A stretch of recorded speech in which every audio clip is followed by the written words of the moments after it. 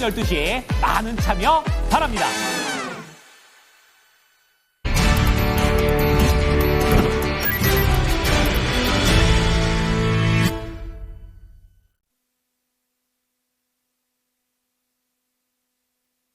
네, 오늘 9시 구간 외국인 기관 왜 이렇게 팔까요? 지금 30분밖에 안 됐는데 외국인 거래소에서 매도 물량 2,400억 원이 쏟아지고 있습니다.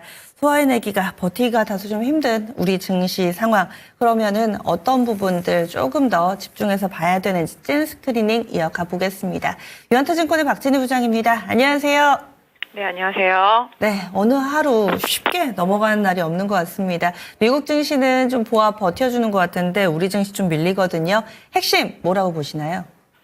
네, 진짜 답답한 시장입니다.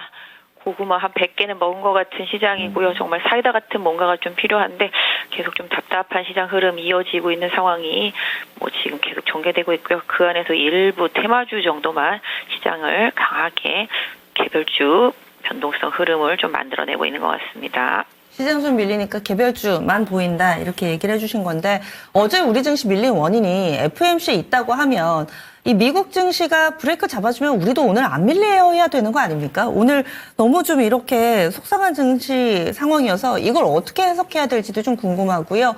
이 가운데서도 상승 종목 어떤 특징이 있는지 좀 정리를 해주시죠. 네, 좀 말씀해 주신 대로 미국 증시가 사실 좀 어저께 우리나라 같은 경우 좀 나스닥의 흐름을 많이 따르고 있는데요.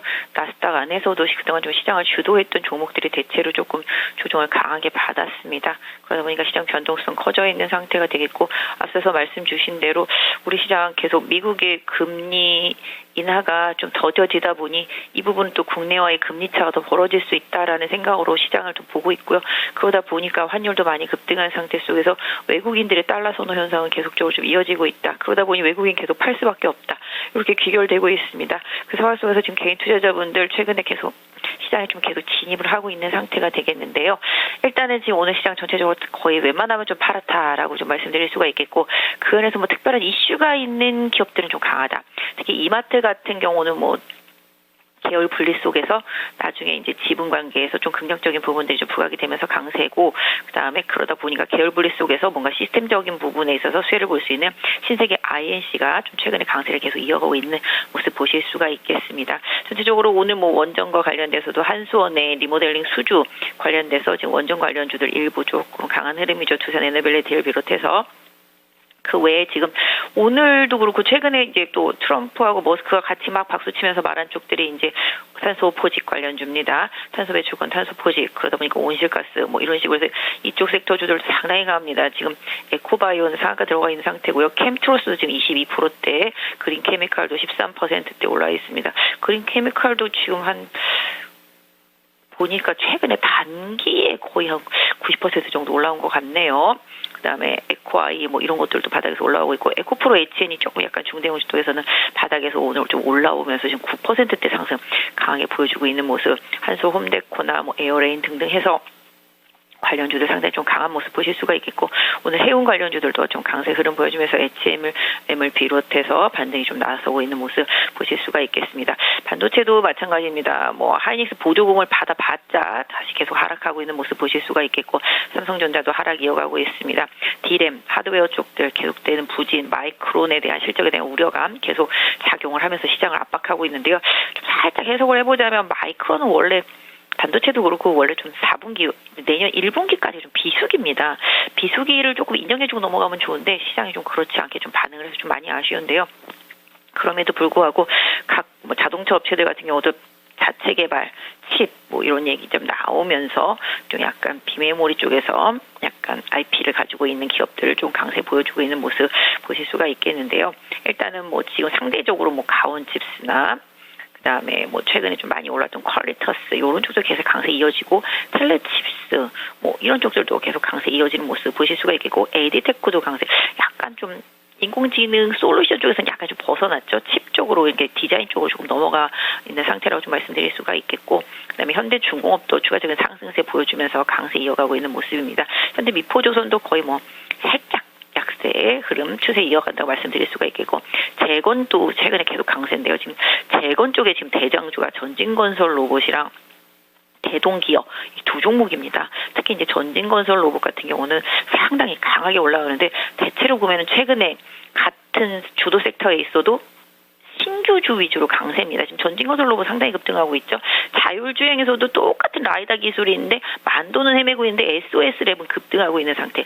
결국 수급이 문제다. 시장에서는 좀 보실 수가 있겠습니다. 우선 전체적으로 좀 반도체도 좀 약하고요. 제약 바이오도 금리에 대한 부담감 때문에 약세 더 이어가는 모습 보실 수가 있겠습니다. 전체적으로 오늘은 그동안 좀 올랐었던 음식료 섹터라든지 화장품 이런 쪽들도 소폭씩 좀 약세 보여주면서 심리가 좀 불안정한 모습인데요. 바이오 쪽에서 그나마 좀 오르고 있는 게 삼천당제약 보실 수가 있겠고 오스코텍이나 메지온도 최근에 말씀드렸잖아요.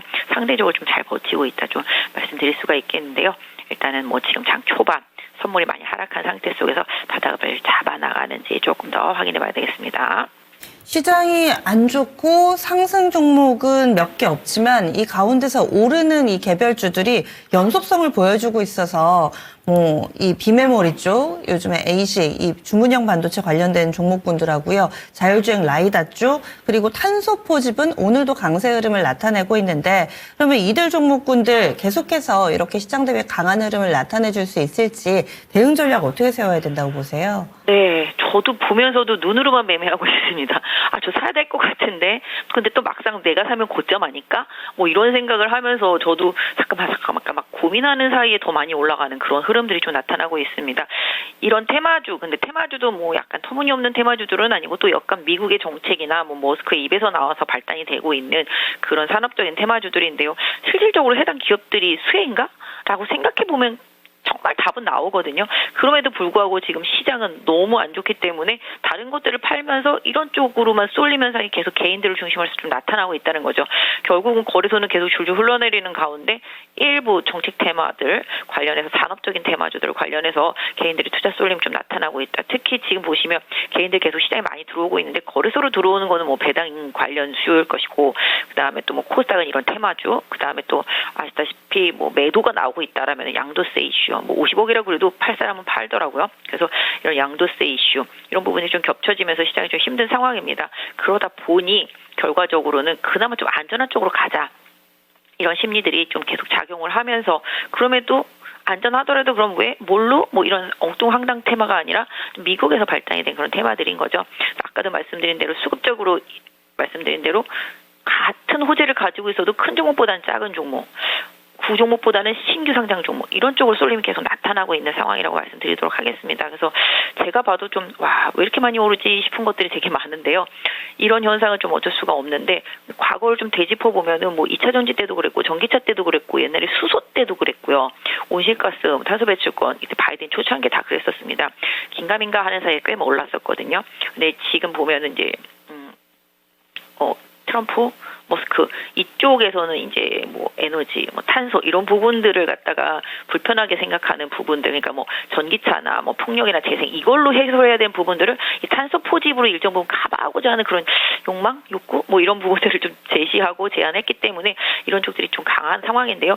제가 봐도 뭐 일단 좀 빈틈만 있으면은 한번 트레이딩을 한번 해볼 수도 있지 않을까. 과거에 보면 이제 캠트로스 같은 경우도 좀 상당히 주도적으로 움직였었던 종목들이고요. 지금 바닥에서 아까 말씀드린 그린 케미컬 한 90% 정도 올라왔는데 좀 따라가긴 살짝 애매합니다만은 좀 약간 에코프로 HN 요게 이제 바닥에서 처음 올라오는 느낌적인 느낌인 거고 한솔 홈데코도 아직 좀 바닥권에 있는 느낌. 다만 이제 이게 또 테마주다 보니까 또 다른 쪽에 주요 종목들이 움직이면 수급이 순식간에 좀 빠질 수도 있기 때문에 이런 부분들은 좀 고려하시면서 좀 기술적 대응을 하시는 게 좋겠고요. 실질적으로 모니터를 보면서 매매를 바로바로 하실 수 있는 분들한테만 조금 해당 사항이 되지 않을까. 사놓고 어디 갔다 오면 또 어떻게 될지 모르는 상황입니다. 최근에 보시면은 방산은 아니지만 이제 조선 쪽에서도 보면 HJ중공업이라든지 현대중공업 이런 쪽 상당히 좀 강하거든요. 이런 식으로 확실한 수혜주 쪽으로의 쏠림 이런 부분은 어쩔 수 없는 부분이기 때문에 이런 부분들은 조금 기술적인 부분 그다음에 그 안에서도 좀 뭔가 좀 가치가 있는 기업들을 좀 선별해서 가격적인 부분들을 좀 고려한 트레이딩 전략은 좀 유효하다라고 말씀드릴 수가 있겠고요. 개인적으로는 좀 개인 투자자분들 다 그림의 떡이다. 내가 다른 거 이미 다 물려있는데 어떻게 그걸 따라가겠느냐라고 당연히 생각하실 수밖에 없는 상황이고요. 제가 봐도 신규 자금이 아니다라면은 새롭게 좀 접근하기는 어렵다. 그런 상황이다라고 좀 말씀드릴 수가 있겠는데 그런 분들이라면은 이런 테마주보다는 최근에 시장 하락 때문에 말도 안 되게 기업 가치가 빠진 종목들 이런 쪽들을 좀 선별해서 투자하는 전략이 조금 더 바람직하지 않을까 싶기는 한데요. 일단은 뭐 지금 시장 분위기가 너무 안 좋기 때문에 수급이라든지 환율 이런 부분들이 좀 안정된다라면 지금 단기적으로 하락한 종목들 뭐 반도체도 마찬가지가 되겠고 그 외에 잘 가던 종목이 살짝 조정받는 상황 이런 부분들도 충분히 좀 활용해 보실 수 있지 않을까. 당분간은 뭐 섹터의 문제라기보다는 시장이 내수적으로 좀 문제들이 여러 가지 발견된 부분들 그다음에 미국 경제는 튼튼한데 뭐 금리 인하는 더뎌지고 거기다 뭐 셧다운 이슈 이런 부분들이 불거지면서 시장이 좀 변동성을 보이고 있는 상황을 감안한다라면은 올 연말까지는 좋은 종목을 좀 잘 골라놓는 그런 구간으로 좀 삼아보시면 좋을 것 같고요.